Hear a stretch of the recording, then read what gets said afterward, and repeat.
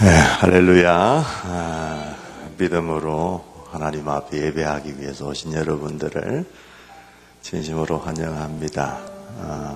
잘 지내셨죠? 옆에 계신 분들 한번 눈빛으로라도 강력하게 한번 레이저를 쏘면서 인사했으면 좋겠어요. 예배에 오신 것을 환영합니다 하는 눈빛으로 아주 째려보시기 바랍니다. 아침에 동구청에서 또 한번 나왔습니다. 나와서 좀 협력을 요청하고, 그래 제가 철저하게 우리가 규칙을 준수하겠다고 약속을 좀 했거든요. 그래서 여러분들 가족들은 어차피 가정에서 같이 생활하시니까 괜찮습니다. 괜찮은데 혹시 오늘 오랜만에 보시는 교우들 옆에 너무 다닥다닥 붙고 싶은 마음은 있지만 조금 떨어지시고 빈자리가 있으면 조금 찾아 앉으시고 그렇게 하시는 것도 지혜로울 것 같습니다. 우리가 코로나를 두려워하는 게 아니고 혹시 우리 때문에 이웃이 어려워질까봐, 교회 때문에 사회가 염려할까봐 그래서 그런 겁니다. 그러니까 최대한 우리가 협력할 거는 협력하고 또 우리가 드려야 될 예배는 잘 드렸으면 좋겠다, 그런 생각이 듭니다. 여전히 코로나가 완전히 소멸되지 않았기 때문에 가정에서 예배하는 것 또 교회에서 예배하는 것 같이 병행하면서 그렇게 하고 있습니다. 우리 가정에서 예배하시는 분들, 오늘 이 영상 보고 계신 분들은 또 가정에서 정성껏 하나님이 받으심직한 예배를 잘 드렸으면 좋겠습니다. 자세도 그리고 옷 매무시도 마음의 중심도 온 가족들이 함께 모여서 가정에서 예배 드리지만 하나님 기뻐하시는 예배 올려드렸으면 좋을 것 같습니다. 이 한 시간 하나님 앞에 예배 드리고요. 지금부터는 뒤에 오시는 분들은 연세가 좀 많으신 분들이나 좀 불편하신 분들은 본당에 들어오시더라도 그렇지 않은 분들은 중2층으로 다 올려보내시면, 중2층에도 지금 많은 분들이 계시니까 본당 문은 이제 조금 닫아주셔도 괜찮을 것 같습니다. 우리 마음을 좀 모두시고 중심을 다해서 하나님 앞에 예배하기를 원합니다. 오늘 저희 교회는 오늘 우리 종려주일로 지키고 이번 주간을 고난주간으로 지키고요. 다음 주일을 부활주일로 조금 더 분위기가 많이 진정되고 조금 더 자유한 마음으로 하나님 앞에 예배했으면 좋겠다, 부활절을. 그래서 한 주간 절기를 연장을 시켰습니다. 우리 같이 오늘 주님의 보혈을 묵상하기도 하고 감사하기도 하고 그 은혜의 감격을 회복하기를 원하는 마음으로 같이 예배하도록 하겠습니다. 찬양 하나 드리겠습니다. 보혈을 지나, 그 찬양 같이 한번 힘차게 드리도록 하겠습니다.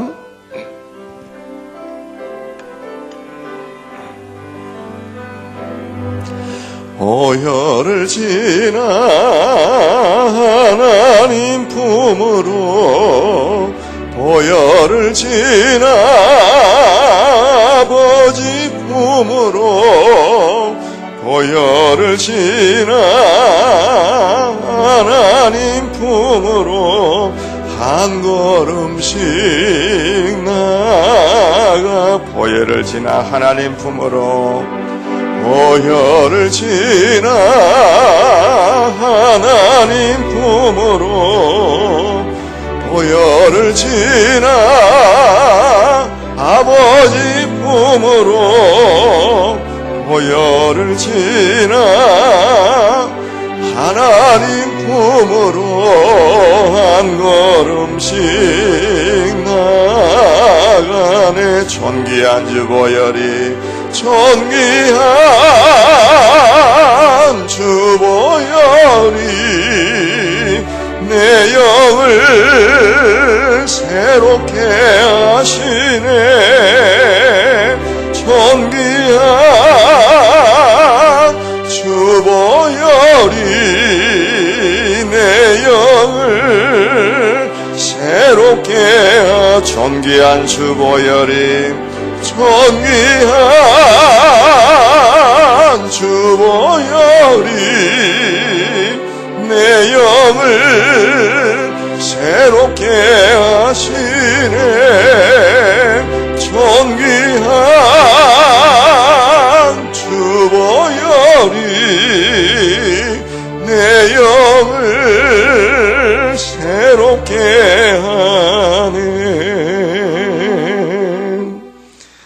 같이 자리에 일어나셔서 이 믿음 더욱 고시라 힘차게 찬양하며 예배하겠습니다. 여기에 모인 우리 주의 은총 받은 자여라. 주께서 이 자리에 함께 계심을 아노라. 언제나 주님만을 찬양하며 따라가리니 시험을 당할 때도 함께 계심을 믿노라. 이 믿음 더욱 굳세라. 주가 지켜주신다. 어두운 밤에도 주의 밝은 빛인도 여주신다. 신앙을 함께 고백하겠습니다. 전능하사 만드신 하나님 아버지를 내가 믿사오며 그 외아들 우리 주 예수 그리스도를 믿사오니 이는 성령으로 잉태하사 동정녀 마리아에게 나시고 본디오 빌라도에게 고난을 받으사 십자가에 못 박혀 죽으시고 장사한 지 사흘 만에 죽은 자 가운데서 다시 살아나시며 하늘에 오르사 전능하신 하나님 우편에 앉아 계시다가 저리로서 산 자와 죽은 자를 심판하러 오시리라. 성령을 믿사오며 거룩한 공회와 성도가 서로 교통하는 것과 죄를 사하여 주시는 것과 몸이 다시 사는 것과 영원히 사는 것을 믿사옵나이다. 아멘. 자리에 앉으셔서 251 7장 찬송하겠습니다.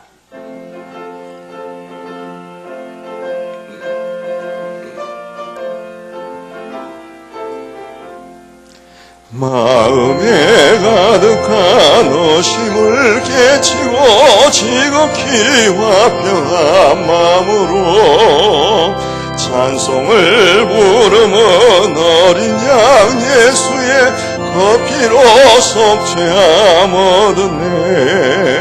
속죄함 속죄함 주 예수 내 죄를 속했네. 할렐루야 소리를 합하여 함께 찬송하세. 그 피로 속죄함 얻었네. 검이나 은같이 없어질 보배로 속죄함 받은 것 아니요. 거룩한 하나님 어린 양 예수의 그 피로 속죄함 얻었네.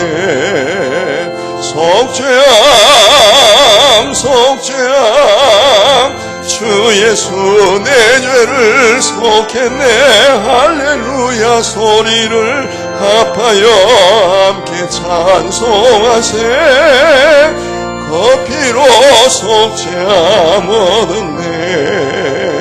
나 같은 죄인이 용서함 받아서 주 앞에 옳다함 얻음은 확실히 믿기는 어린 양 예수의 그 피로 속죄함 얻었네.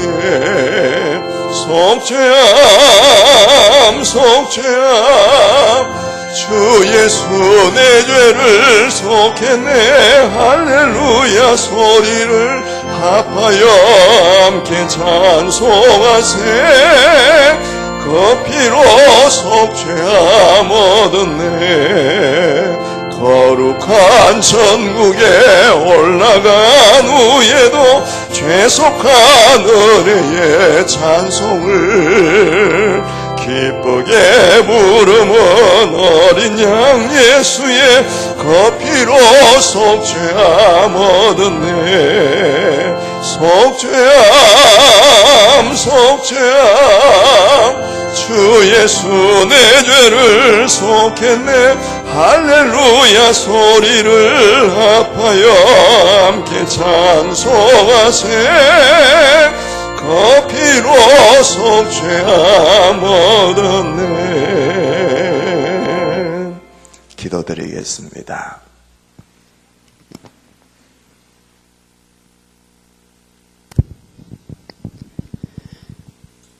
우리가 아직 죄인이 되었을 때 그리스도께서 우리를 위하여 죽으심으로 하나님께서 우리에게 대한 자기의 사랑을 확증하였느니라. 그가 찔림은 우리의 허물로 인하며 그가 상함은 우리의 죄악을 인함이라. 그가 징계를 받음으로 우리가 평화를 누리고 그가 채찍에 맞음으로 우리가 나음을 입었도다. 사랑이 풍성하신 하나님 아버지, 감히 저희들 입으로 고난이란 단어를 말할 수 있을까 고뇌합니다. 제투성이로 지옥불의 불쏘시개로 쓰일 수밖에 없던 우리를 너무도 사랑하시어 죄 없으시고 전지전능하신 주님께서 더럽고 추악한 영혼을 위하여 골고다의 그 고난과 십자가의 고통을 견뎌내시어 인내하심을 무한 감사와 경의를 표합니다. 받아 주시옵소서. 사랑의 하나님 아버지, 저희들 회개하는 마음으로 예배 자리에 왔습니다. 이 짧은 1시간의 예배를 통하여 저희들 심령의 연약함을 깨달을 수 있는 지혜를 주시고 예수 그리스도의 보혈만을 의지하는 겸손함을 주시고 하나님의 사랑과 은혜에 감사하는 성숙한 믿음을 주시며 주님께서 이루신 화평을 이웃과도 나누어가는 따뜻함을 허락하여 주시옵소서. 또한 코로나19를 통하여 인간이 얼마나 연약한 존재임을 깨닫게 됩니다. 지난 우리의 신앙생활과 일상을 돌아보며 회개하게 하여 주시옵소서. 나 개인과 가족의 평안한 삶만을 위하여 살아온 어리석음을 불쌍히 여겨 주시옵소서. 온 세상이 하나님 뜻대로 아름답게 회복되게 하여 주시옵소서. 공의를 사랑하시는 주님, 4월 15일 이 나라 국회의원 선거에 주님께서 임해 주셔서 그 어느 때보다 공명정대하고 주님께서 원하시는 중심을 가지고 있는 후보가 당선되게 하여 주시옵소서. 인맥, 학맥, 지역, 당 이런 관계에서 벗어나서 정직하고 정의롭고 나라와 민족을 위하여 헌신 봉사하는 마음의 준비가 되어 있는 후보가 당선되게 하여 주시옵소서. 교회에 기도합니다. 담임 목사님 영육간에 강건하셔서 예배와 기도와 섬김이 주님의 뜻대로 이루어지게 하시며 기도하는 모든 내용이 이루어지게 하여 주시옵소서. 가정과 교회를 평안으로 인도하셔서 목사님 목회하시는데 고뇌하지 않게 하여 주시어 교회가 하나님께서 세우신 목적을 다 이루어지게 하여 주시옵소서. 함께 동역하시는 최 목사님께도 동질의 은혜를 허락하여 주시옵소서. 성도들이 이런저런 아픔으로 힘들어하는 이가 있습니다. 육신의 고통과 심령의 고통을 성령의 불로 치유하여 주시옵소서. 전능하신 하나님 아버지, 코로나19를 속히 지구상에서 소멸시켜 주셔서 코로나19로 인하여 드려지는 인터넷 예배에서 속히 벗어나게 하여 주시옵소서. 모든 성도들이 함께 모여 주님을 찬양하고 예배하는 날이 속히 오게 하여 주시옵소서. 모든 공예배가 정상화되게 하여 주시옵소서. 모든 소그룹 모임이 활성화되어서 전도가 활성화되게 하여 주시옵소서. 저희들은 연약하여서 감당하기 힘이 듭니다. 하나님 아버지께서 도와주시옵소서. 그리하여 교회의 모든 일상생활이 회복되어서 만나는 성도가 악수도 하고 기쁘고 반가운 마음을 몸으로 표현하여서 정을 나눌 수 있도록 하여 주시옵소서. 정말 지난 신앙생활이 얼마나 행복했고 편했는지 뉘우쳐 현재 상황에서 회복되었을 때 성도들 한 사람 한 사람이 새로 거듭나서 신앙이 뜨거워지고 주님 나라와 교회에 충성된 성도로 변화되게 하여 주시옵소서.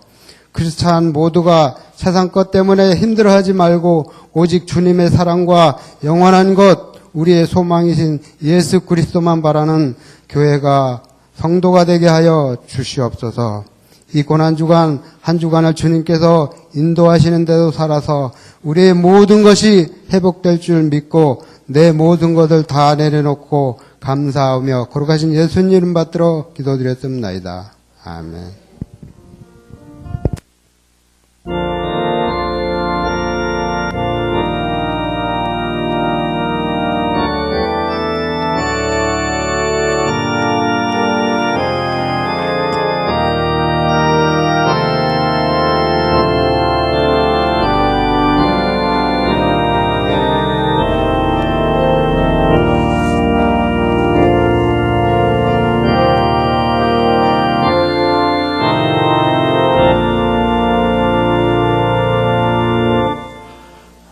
교회 소식 먼저 몇 가지 전하도록 그렇게 하겠습니다. 오늘 어려움 가운데서도 예배에 오신 여러분들을 환영하고 오늘도 역시 우리 11시 예배 한 번만 드리도록 그렇게 하겠습니다. 교회에서 예배를 드리지 못하시는 분들 주보 그리고 동영상 예배 참조하셔서 가정에서 예배를 드릴 수 있기를 바라고요. 오늘 이 예배가 지금 녹화가 되고 있습니다. 전에는 9시에 녹화를 해서 보내드렸기 때문에 11시 이전에 드릴 수가 있었는데 오늘 예배가 마쳐지는 대로 작업을 해도 12시가 조금 넘어야 각 목자들에게 이 영상이 보내지지 않겠나 그래 싶습니다. 참조하시기를 바라고요.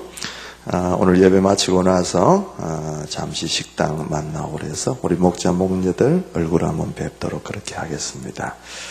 금주간은 말씀드린 대로 고난주간이고 고난주간 어떻게 보내야 할지 해마다 우리가 잘 경험했기 때문에 여러분들이 마음속에 중심을 잘 가지고 기억해 주시기를 바랍니다. 새벽기도회, 수요 기도회 이제 정상적으로 계속 갔습니다. 차량 운행도 계속 하고 있으니까 함께 오셔서 기도하는 일에 힘을 내시기를 바라고 꼭 그렇지 않더라도 하루에 한 번씩 교회에 와서 기도하고 또 중보기도표에 여러분들이 미리 작전도 하시고 또 기도하신 분들은 기록도 하셔서 서로 기도의 동력자가 되어주시기를 바랍니다. 꼭 필요한 것 외에는 이번 주간에는 자신을 위한 오락은 또 자신을 위한 즐거움을 좀 내려놓는 시간들이 되셨으면 좋겠고 그중 하나가 미디어 금식이라고 생각합니다. TV 또 휴대폰 필요 없이 보시는 일들이 없기를 바라고 좀 더 주님의 고난을 한 걸음 더 깊이 묵상하는 그런 마음의 중심을 좀 가져주시기를 바라고 성경도 매일매일 좀 읽으시면서 기도원 오셨다 생각하실 정도로 일상생활은 하시지만 영적인 것에 조금 더 한 걸음 더 진보가 있기를 바랍니다. 그리고 매일 한 명 이상 우리가 예수님이 당신을 위해 십자가에 죽으셨다. 예수님이 꼭 당신도 필요하다는 걸 얘기해 줄 수 있는 전도자가 되시기를 바랍니다. 그리고 한 가지 조금 특별한 제안은 지금 목장 모임이 거의 되지를 못하고 있습니다. 단체 톡으로 서로 연락하고 교제하고 가끔씩 그렇게는 되겠지만은 이제 부활주일 지나고 나서부터는 우리 목장 모임도 정상적으로 회복되지 싶은 생각을 갖습니다만은 이번 주간에 꼭 요거 한번 해봤으면 좋겠어요. 우리 목장별로 어떤 시간이든지 좋습니다. 저녁 시간도 괜찮고, 새벽 기도의 시간도 괜찮고, 좋습니다만은 언제든지 일주일에 딱 한 번이라도 목장 모임 하신다 생각하시고, 목장 식구들이 함께 와서 예배당에서 기도하는 시간 한 30분 이상만 좀 가져주십시오. 그럼 우리 목장들이 스물여 남게 되기 때문에 돌아가면서 이렇게 한 자리씩 앉아서 교회에 넓게 퍼져서 앉아서 한 목장에 기도하시고 30분 하면 그렇게 긴 시간 아니니까 기도 길게 하시는 분들이 오래 하시지만은 또 습관이 안 되신 분들을 위해서 조금 배려해 주는 측면에서 함께 모여서 한 30분 정도라도 같이 교회당에서 흩어져서 좀 기도하시고 또 식당에 모이셔서 또 차 한잔 하시고 그렇게 좀 목장에 전초전을 가지신다 생각하시고 한번 하시면 좀 좋겠다 그런 생각이 들어서 한번 제안을 합니다. 다음 주일은 부활주일이 되겠습니다. 다음 주일까지도 우리 예배는 오전 11시에 이렇게 드리도록 그렇게 하겠습니다. 착오 없으시기 바라고 부활 감사 예물 하나님 앞에 정성껏 올려드리시기를 바라고 다음 주일 오실 때는 우리 여성분들 남성분들 할 것 없이 다 좀 화사한 옷을 입고 부활의 의미를 좀 살려주셨으면 좋겠고 남자분들도 넥타이를 하나 매셔도 좀 화사한 색깔을 매시면 부활절의 의미가 더 잘 살지 않겠나 그런 생각을 한번 해보았습니다. 늘 드리는 광고지만 매일 경건의 삶을 힘쓰시는 거 기억하시고 말씀 묵상에 여러분들이 함께 하시기를 바랍니다. 그리고 한 가지 말씀 묵상을 주보에 우리가 실었습니다마는 우리 홈페이지에 그리고 목자들을 통해서 말씀 묵상을 전달하기 전에 그렇게 썼던 방법이라서 두 가지를 굳이 병행하지 않아도 되겠다 그러 싶어서 홈페이지에 주보에 게재하던 것은 이제 게재를 안 합니다. 하지 않고 홈페이지에 제가 새벽 묵상한 한 8시쯤 되면 제가 새벽기도 마치면 여러분들이 보내드리니까 읽으시고 또 묵상하시고 아니면 새벽기도에 나오셔서 또 기도도 한 번씩 하시고 그렇게 하시는 걸로 대체하도록 하겠습니다. 성경 일독 읽기 열심히 잘 읽으시기를 부탁을 드리겠습니다. 오늘 우리 오랜만에 예배를 드리게 되는데 오늘 또 환영 카드를 내셔서 우리가 환영해야 될 분이 계십니다. 등록할 교회를 찾는 가운데 일단 방문했다고 하시고요. 이종철 집사님이 인도를 하셔서 북구 천곡에 사시는 우리 김재현 우리 선생님 오늘 우리 교회에 오셔서 함께 예배하게 되셨어요. 어디 계십니까? 손만 한번 살짝 들어주시겠어요? 예. 저 제일 끝에 계시네요. 감사합니다.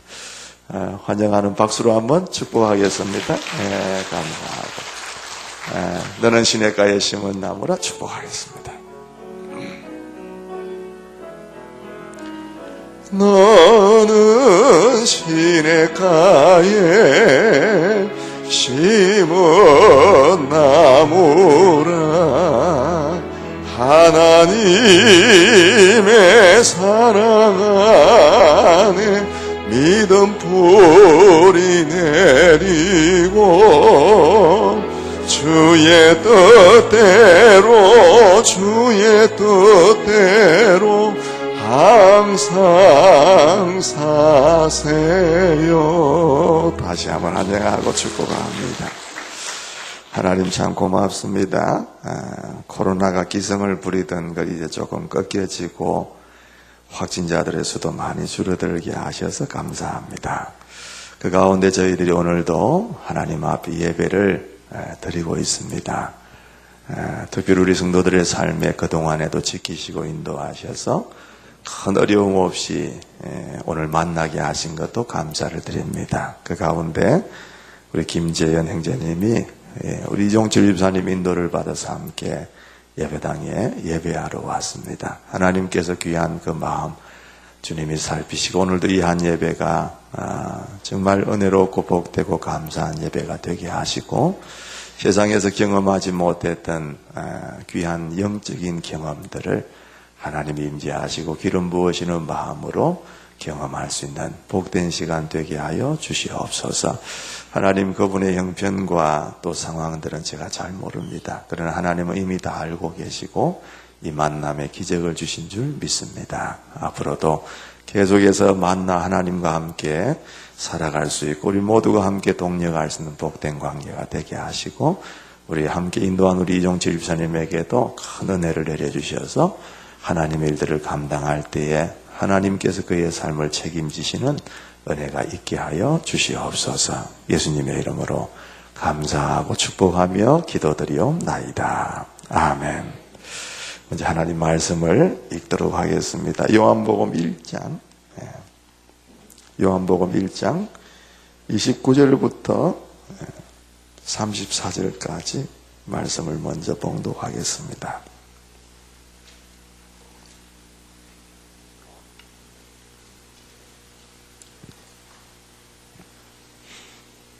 교독 한번 해볼까요? 29절부터 요한복음 1장 29절부터 34절입니다. 제가 먼저 읽습니다. 다음 날 요한은 예수께서 자기에게 오시는 것을 보고 말하였다. 보시오, 세상 죄를 지고 가는 하나님의 어린 양입니다.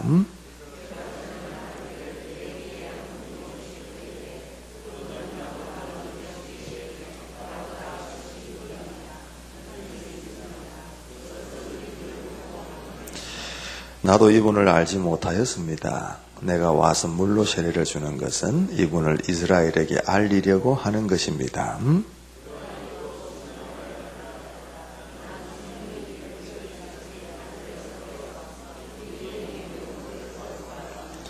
나도 이분을 몰랐습니다. 그러나 나를 보내어 물로 세례를 주게 하신 분이 나에게 말씀하시기를 성령이 어떤 사람 위에 내려와서 머무는 것을 보거든 그가 바로 성령으로 세례를 주시는 분임을 알아라 하셨습니다.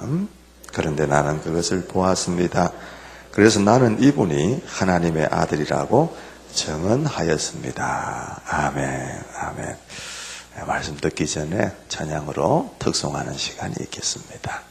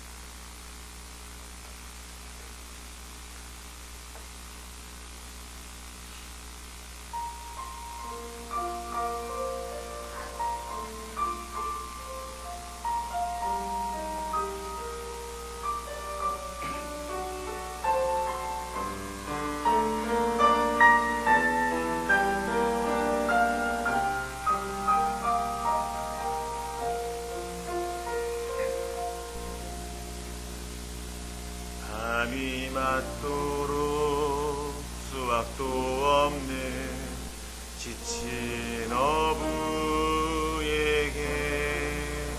주님은 찾아오셨네.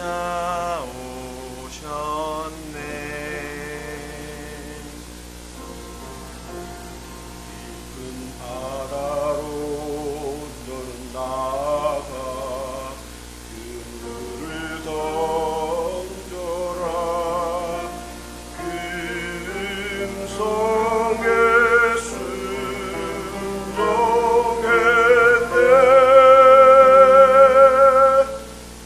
이전에 없던 놀라운 일을 이루어 주셨네. 주님 오늘도 그때와 같이 우릴 찾아오시네.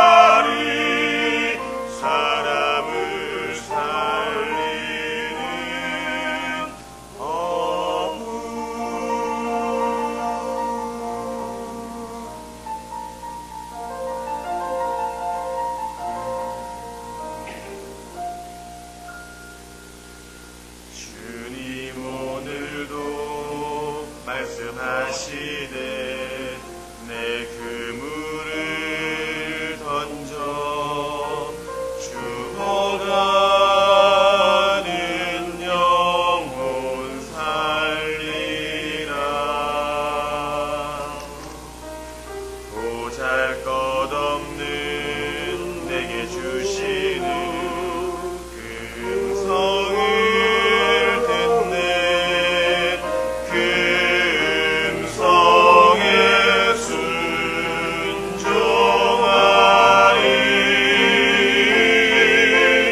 갇혀 있던 자 성한 영혼을 일으켜 주시네. 주님 오늘도 나를 통하여 그 일 행하시네.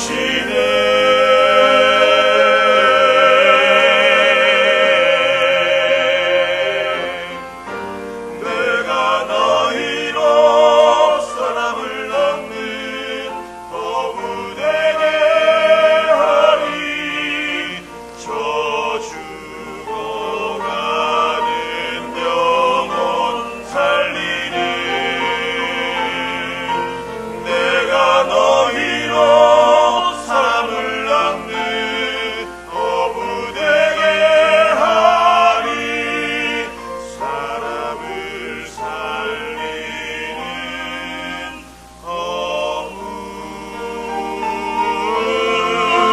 내가 너희로 사람을 낳는 어부되게 하리. 저 죽어가는 영혼 살리니. 내가 너희로 사람을 낳는 어부되게 하리. 사람을 살리는 사람을 살리는 사람을 살리는 어부.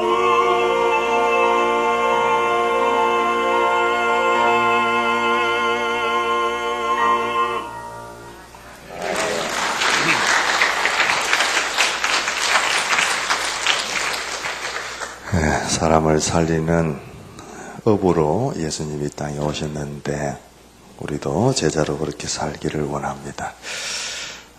오늘 설교 제목이 뭐라고 적혀 있습니까, 여러분? 성경을 그대로 따서 하나님의 어린 양, 그렇게 제목을 붙였습니다. 여러분, 세로 요한이라는 사람 여러분 잘 알고 계실 줄 압니다. 예수님보다 한 6개월 정도 먼저 태어났습니다. 부모님은 연세가 많이 드셔서 아이를 낳을 수 없는 분들이었는데 이 세례 요한을 극적으로 낳았습니다. 예수님은 한 6개월 뒤에 처녀 마리아의 몸에서 태어났죠.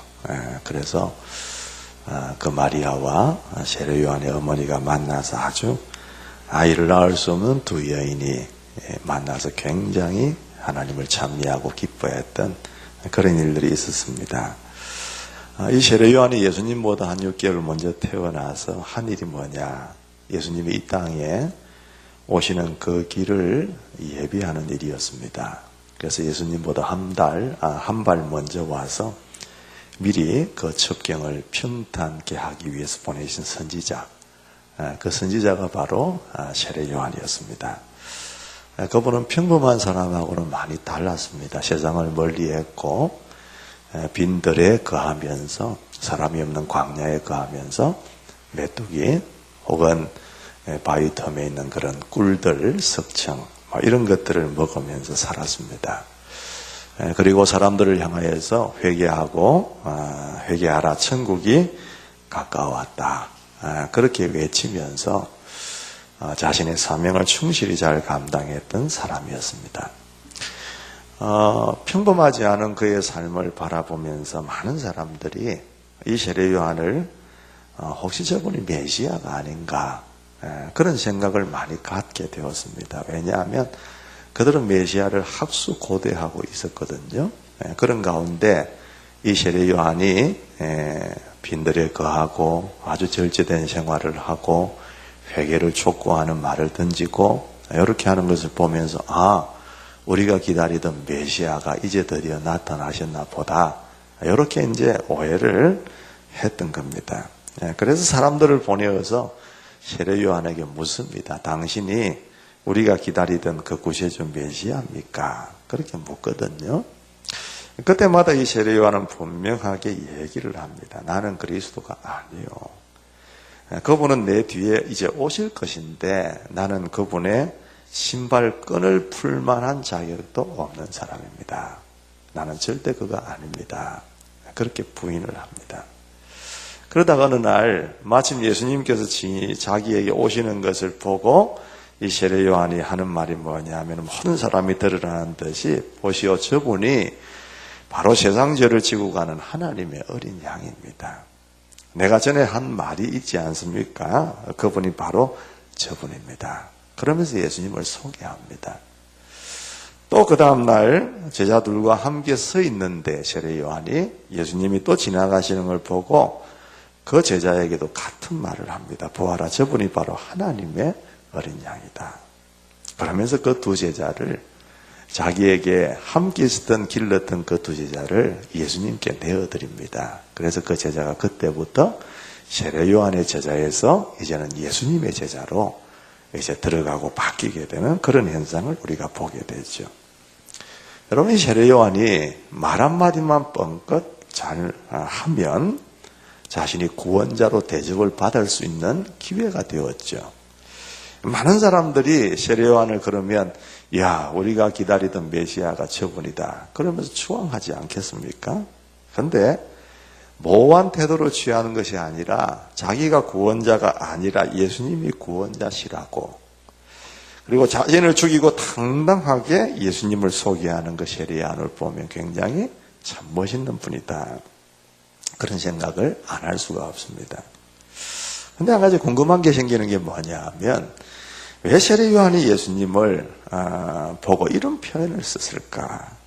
다른 소개 말도 얼마든지 많이 있지 않겠습니까? 저분은 참 위대한 분이시다, 저분은 대단한 분이시다, 저분은 우리가 믿고 신뢰할 분이다, 이제부터 따라야 된다, 여러 가지 우리가 말을 하면서 세례 요한이 예수님을 소개할 수 있는데, 그런데 왜 하필이면 하나님의 어린 양이라고 불렀을까? 왜 그렇게 얘기를 했을까? 그게 참 궁금할 수밖에 없습니다. 이 말을 좀 잘 이해하려고 하면 이스라엘 백성들이 출애굽하던 사건, 그 시절로 한번 올라가 보아야 될 것 같습니다. 여러분, 출애굽기를 열면 어떤 모습이 나타납니까? 이스라엘 백성들이 애굽, 이집트에서 종살이 하던 모습이 나옵니다. 창세기 마지막에 요셉을 따라서 올라갔던 야곱의 가족들이 한 70여 명 되었지 않습니까? 그때로부터 한 430년이 흘렀으니까 이제 그 인구가 굉장한 인구가 되어서 한 민족이 된 거죠. 그걸 두려워한 애굽 사람들이 이 요셉이 자기들을 살려준 것은 까마득하게 잊어버리고 이제 이스라엘을 핍박하고 힘들게 하기 시작합니다. 종으로 막 부려먹습니다. 그러니까 얼마나 힘들고 어려웠겠어요? 그래서 이 이스라엘 백성들의 고달픔과 부르짖음을 하나님께서 들으시고 그 백성들을 애굽에서 탈출시키시는 장면이 나오죠. 말 그대로 출애굽입니다. 모세를 지도자로 보내어서 이끌어내시는데 만만치 않습니다. 쉽지 않고, 왜냐하면 애굽 왕 바로가 절대 내보내지 않으려고 버텼기 때문입니다. 그럴 수밖에 없죠. 그들이 감당하던 종의 일들을 만약에 그들을 내보내고 나면 애굽 사람들이 다 맡아서 해야 될 판인데 자기들의 삶을 편안하게 해주는 그 종들을 누가 내보내려고 하겠습니까? 절대 안 내보내려고 하죠. 그래서 하나님께서 10가지 재앙을 보내지 않습니까? 하수를 피로 만들어 가지고 벌겋게 물들입니다. 엄청난 것 아니겠어요? 또 개구리가 막 튀어오르게 만드는 그런 사건도 있고요. 우리 어릴 적에 개구리도 이렇게 구워 먹고 이러게 하지만은 그것도 한두 마리일 때 문제지. 개구리가 온통 그냥 덮이고 잠자는데도 얼굴에 뛰어다니고 그러면 그 개구리가 좋겠습니까? 뻔한 거죠. 이도 있습니다. 몸에 이. 필리핀에 우리 선교하러 갔더니만은 우리 머리를 깎아주는데 이가 바글바글 했습니다. 그냥 뚝뚝뚝 떨어질 정도로.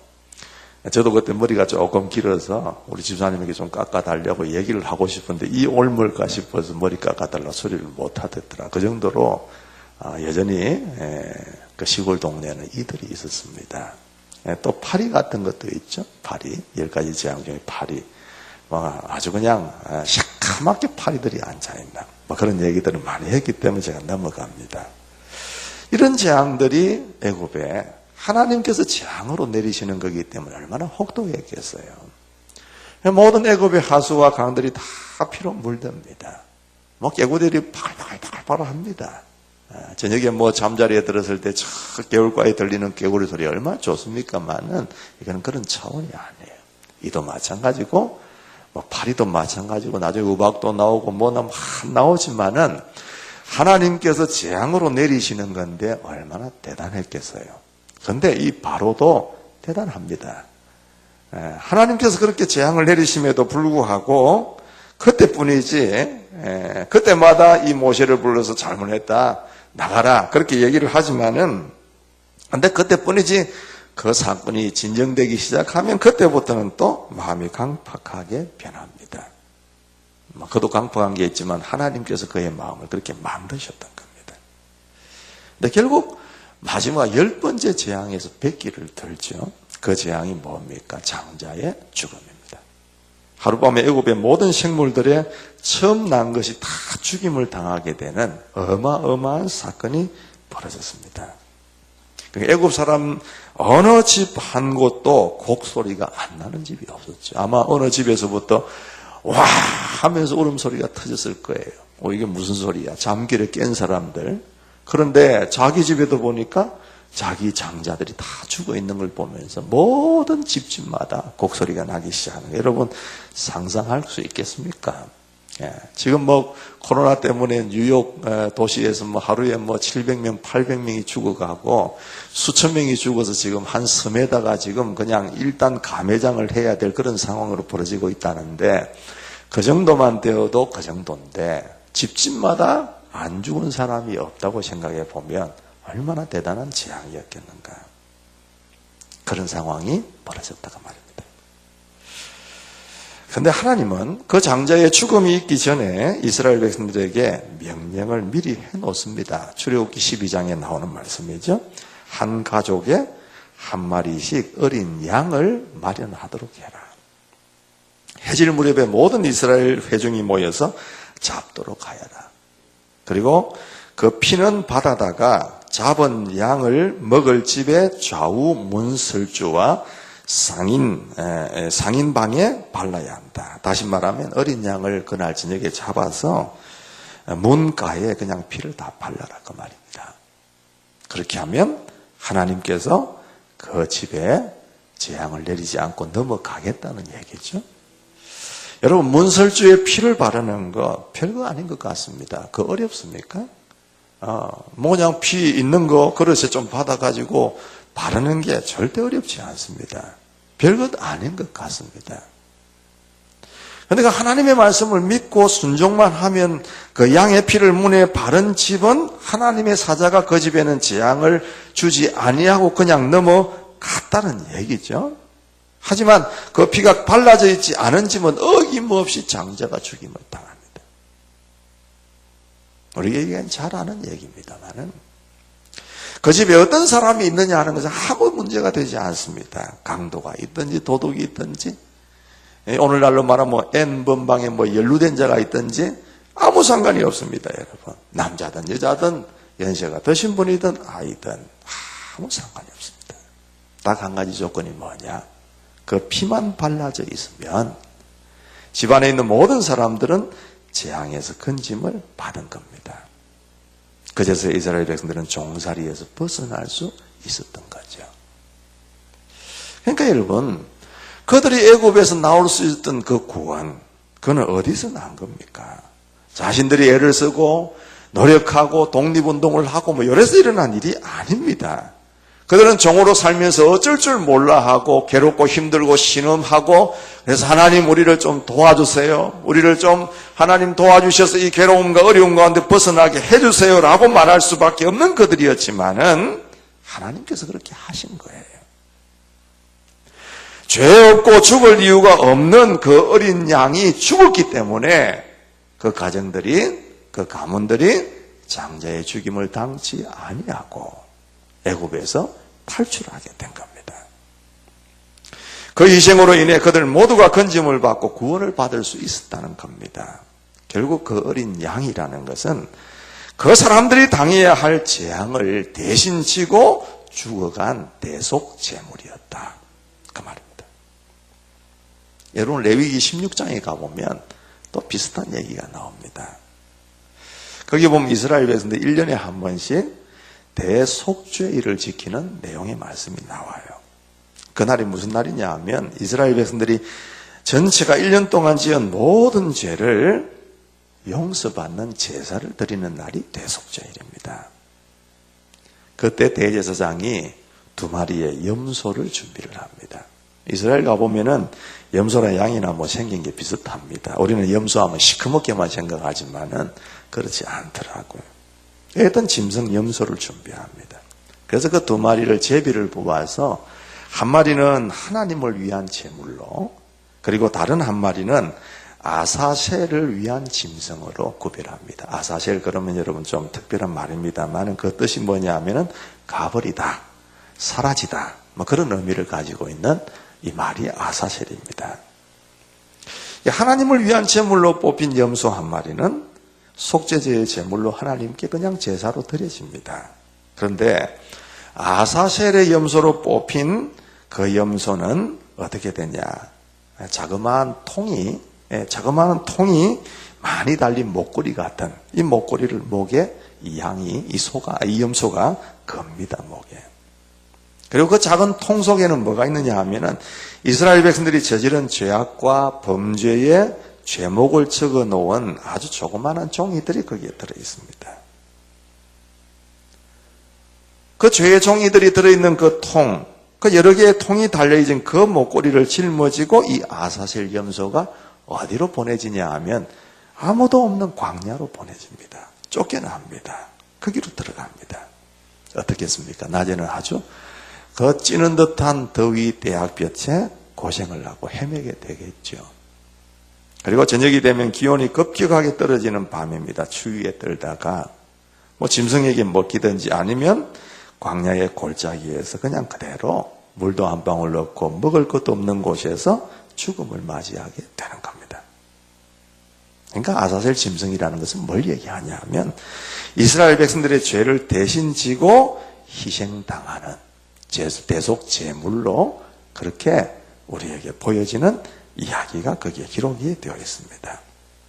여러분 구약 성경에는 이런 대속 제물로서의 짐승들이 무수히 나옵니다. 내가 대속 제물이요 그런 말을 쓰지는 않더라도 많이 나옵니다. 뭐 이런 거는 설교를 워낙 많이 했기 때문에 여러분 다 기억하시겠지만 뭐 그 사건은 언제부터 나옵니까? 아담과 하와가 범죄하면서부터 등장합니다. 아담 하와가 하나님께서 따먹지 말라는 선악의 아는 열매를 따먹고 나서 하나님이 그들을 쫓아내시잖아요. 그들이 범죄하고 나서 제일 먼저 발견하게 된 게 뭡니까? 자신들이 벗었음을 부끄럽게 느끼기 시작합니다. 그래서 그들이 플리퍼로 치마를 해입고 자신의 몸을 가리지 않습니까? 그런데 하나님께서 자신의 몸을 스스로 가렸던 그 플리치마나 그 옷을 다 벗겨내시고 뭘로 입혀주시냐 하면은 가죽옷을 입혀주십니다. 가죽옷이 어떻게 생겼을까요? 짐승이 죽었으니까 가죽옷이 생기죠. 그 짐승이 뭔 죄가 있습니까? 죄는 아담과 하와가 지었는데 아담과 하와가 지은 그 죄의 수치를 가리기 위하여 죄 없는 짐승이 죽은 겁니다. 그리고 그 가죽을 가지고 하나님께서 가죽옷을 지어서 그들에게 입혀주시고 그들의 수치를 가려주시는 거죠. 인간적으로 생각하면은 뭐 자연 친화적이고 환경 친화적인 그런 치마나 옷이 얼마나 좋겠어요. 훨씬 더 멋있고 예쁠 겁니다. 근데 그게 자신들의 인간의 죄의 수치를 가릴 수가 없다는 것을 얘기하죠. 하나님께서 입혀주시는 그 가죽옷, 짐승이 대속해서 죽음으로 말미암아 인간의 수치를 가려주는 그 옷만이 그들에게 죄를 가리는 유효한 옷이 되었다는 것을 얘기합니다. 여러분 보세요. 이런 얘기는 구약에 무수하게 많습니다.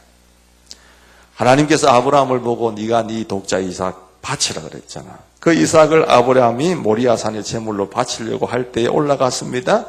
잡으려고 하는데 하나님께서 그를 잡지 않게 하시고 이삭 대신에 뭘 예비했습니까? 어린 양을 예비해 두셨습니다. 미스바에서 사무엘은 어린 양을 잡아서 제사함으로 전쟁에서 승리를 가져왔습니다. 이사야 선지자는 장차 오실 예수님을 도수장으로 끌려가 틀 깎는 자 앞에서 잠잠한 양같이 있었다. 그렇게 비유합니다. 그 외에 수많은 짐승들, 출애굽기에도 나오고 다 나옵니다. 그 짐승들이 자신의 죄가 아닌 죄인들의 속죄 제물로 드려지고 있는 것을 우리가 보게 되는 거예요. 그래서 여러분, 구약에 죄 없이 죽고 간 모든 짐승들은 다 우리의 죄를 대신 지실 그분을 예표하고 있는 그런 내용들입니다. 이건 다 뭡니까, 여러분? 죄 없으면서도 인류의 모든 죄를 지시고 십자가에서 제물되어 죽으신 예수님을 보여주고 있는 것들입니다. 예수님이 이제 와서 이렇게 죽을 것이다. 보여주는 거잖아요. 여러분, 지나가는 이야기지만 한번 물어보십시다. 우리가 어떻게 구원을 받습니까? 예수님을 믿어야 구원을 받잖아요. 맞습니까, 여러분? 그럼 구약 성경에 있는 그 구약의 이스라엘 백성들은 어떻게 구원을 받습니까? 궁금하지 않습니까? 우리는 예수님이 오신 시대 이후로 살고 있기 때문에 예수님을 믿습니다. 그 구원을 받아요. 구약시대의 백성들은 어떻게 그러면 구원을 받습니까? 그들은 다 지옥 가야 됩니까? 아니지 않습니까? 그들도 메시아를 믿었습니다. 그들은 어떤 메시아를 믿습니까? 오실 메시아를 믿는 것이고, 우리는 뭐예요? 오신 메시아, 그리스도 예수를 믿는 것입니다. 신약 시대에 살고 있는 우리는 왜 어린 양을 바치는 제사를 이제 하지 않습니까? 천주교는 여전히 미사라는 이야기를 가지고 제사라는 단어를 쓰고 있지만, 그래서 많은 것을 제의적으로 드리려고 하지만, 우리는 왜 어린 양을 바치는 제물을 드리지 않고 하나님 앞에 제사라는 말을 쓰지 않고 예배라는 말을 쓰고 있느냐? 그것은 예수님께서 이미 십자가에서 제물이 되셨기 때문에 그분이 우리의 모든 죄를 지고 제물 되셨다는 것을 우리가 믿기만 하면 우리는 어떤 죄에 대해서도 책임을 면하게 되는 것입니다. 그래서 사도 베드로는 우리의 구원을 뭐라고 얘기했습니까? 흠이 없고 티가 없는 어린 양의 피와 같은 그리스도의 귀한 피로 되었습니다. 그렇게 얘기하는 거예요. 그러니까 우리가 예수를 믿고 죄를 용서받았다고 하는 것은 예수님께서 우리의 죄를 그냥 없던 것으로 사라지게 한 것이 아니라 우리의 죄가 예수님께 이전이 된 거예요. 우리가 지고 가야 할 것을 예수님이 대신 져주신 것이지 그게 공중분해된 게 아니에요.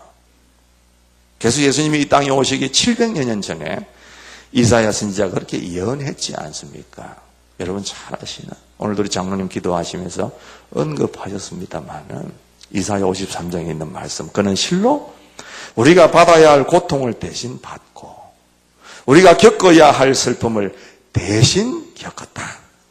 그가 찔린 것은 우리의 허물 때문이고 그가 상처를 받은 것은 우리의 악함 때문이다. 그가 징계를 받음으로써 우리가 평화를 누리고 그가 매를 맞음으로써 우리의 병이 나았다. 그렇게 말하는 거예요. 한번 따라해 볼까요? 없어진 게 아니고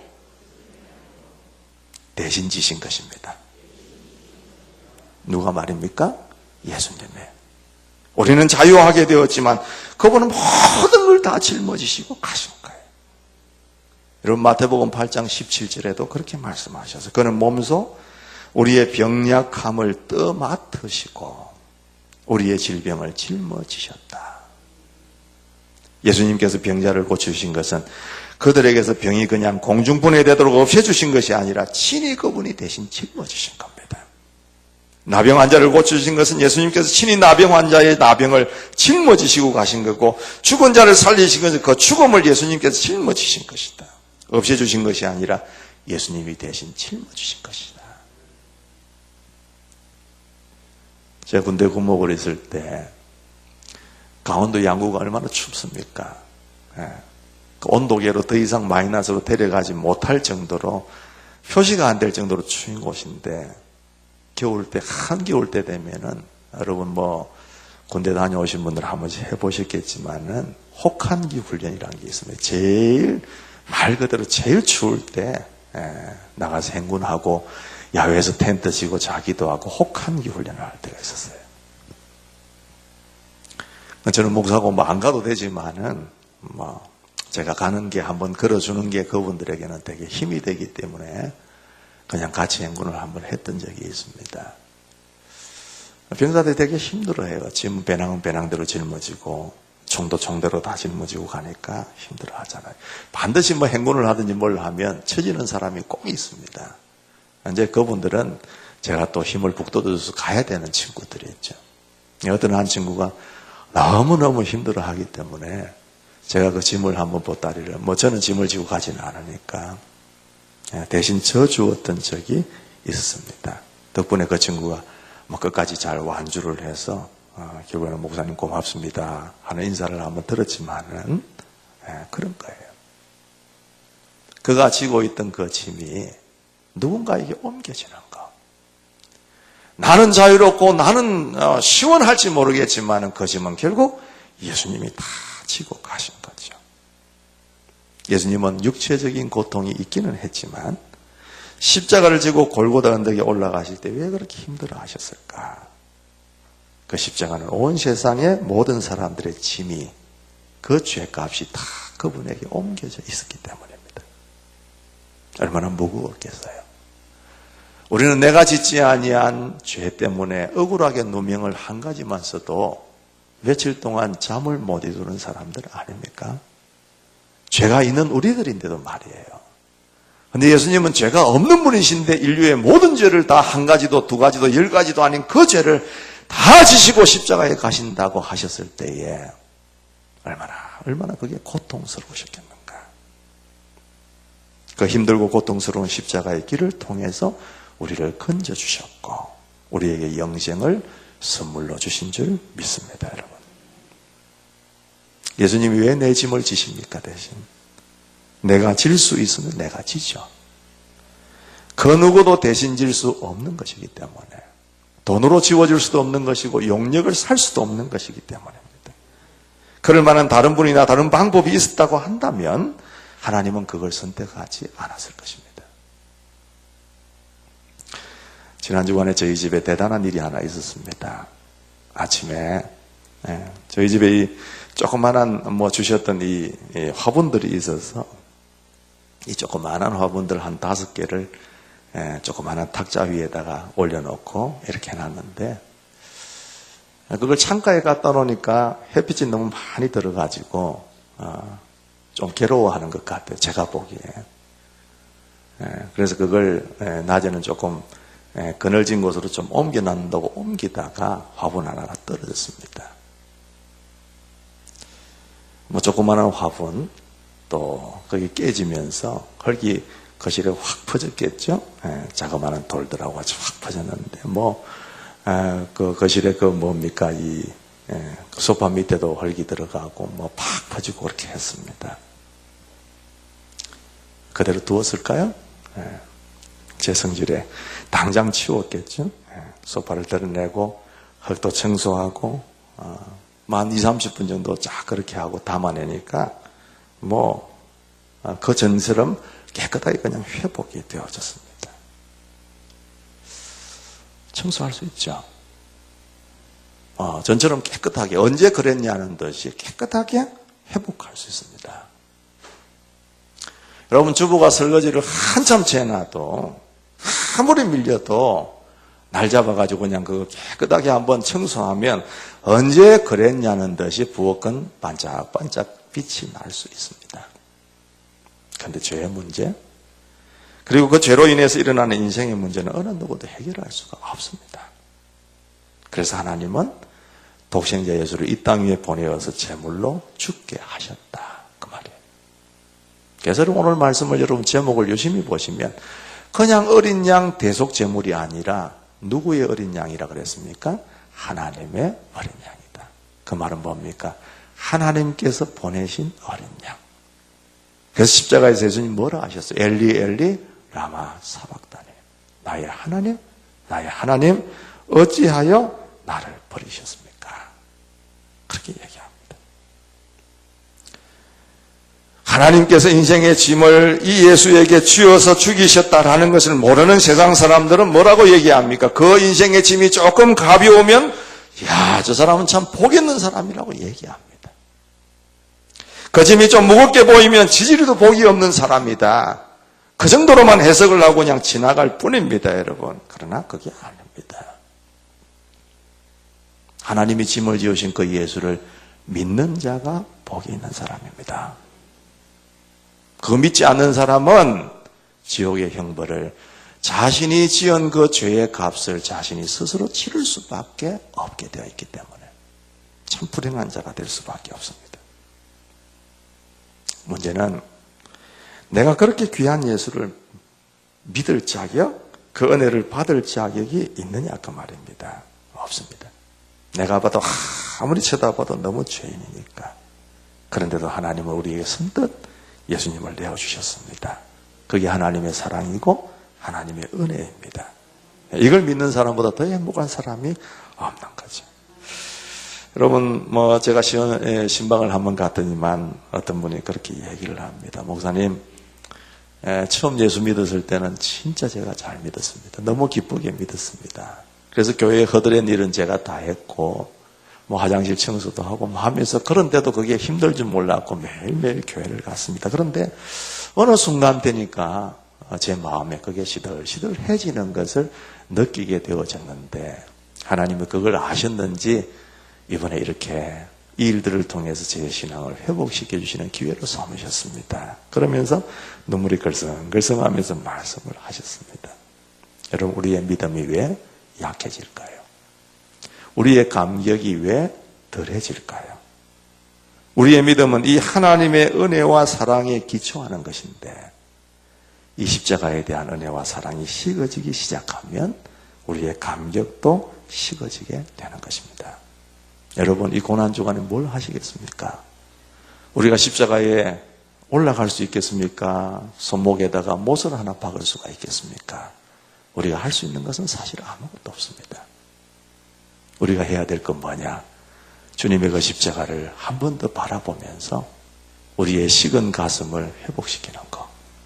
주님의 그 은혜의 감격을 다시 한번 회복시키는 것. 그게 우리가 이 고난주간에 해야 될 가장 중요한 일이라고 믿는 것입니다. 여러분, 이 한 주간 그냥 지나지 마시고 이제부터 이 한 주간 깊이 주님의 고난을 묵상하고 나를 대신해서 짐을 지신 그 예수님을 찬송도 하고 전하기도 하고 묵상도 하는 그런 고난주간 한 주간을 은혜롭게 잘 지낼 수 있게 되기를 주님의 이름으로 축원합니다. 기도하겠습니다. 좋으신 하나님, 우리 하나님께서 우리의 죄를 그냥 두고 보시지 못해서 대신해서 어린 양 되신 예수님을 보내심으로 믿음으로 구원 얻게 하셔서 감사합니다. 그런데 우리가 살다 보면 세상 속에 또 유혹이나 또 세상 속에 너무 마음을 깊이 담고 있어서 이 감격을 잊어버릴 때가 참 많습니다.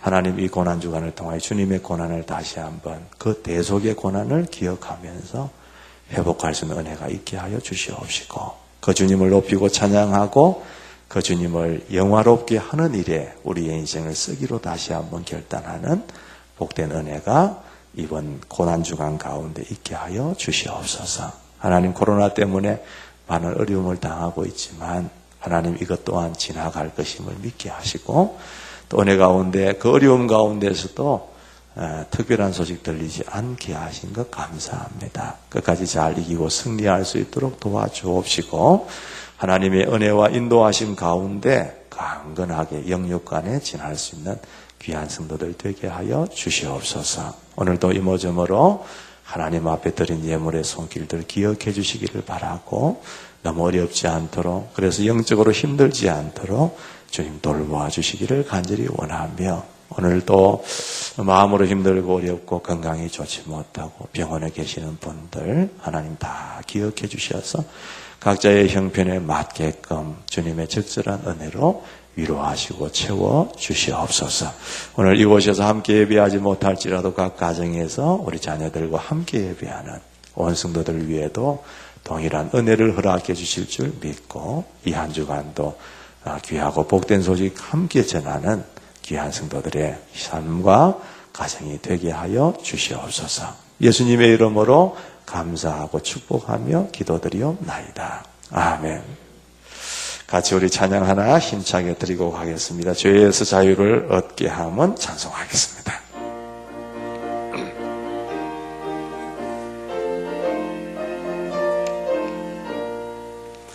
죄에서 자유를 얻게 함은 보혈의 능력, 주의 보혈, 시험을 이기고 승리하니 참 놀라운 능력이로다.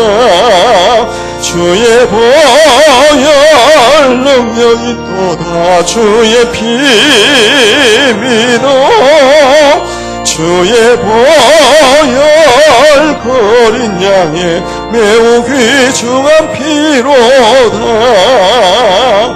육체의 정욕을 이길 힘은 보혈의 능력, 주의 보혈, 정결한 마음을 얻게 하니 참 놀라운 능력이로다. 주의 보혈 능력이 또다. 주의 피 믿어 주의 보혈 버린 양의 매우 귀중한 피로다.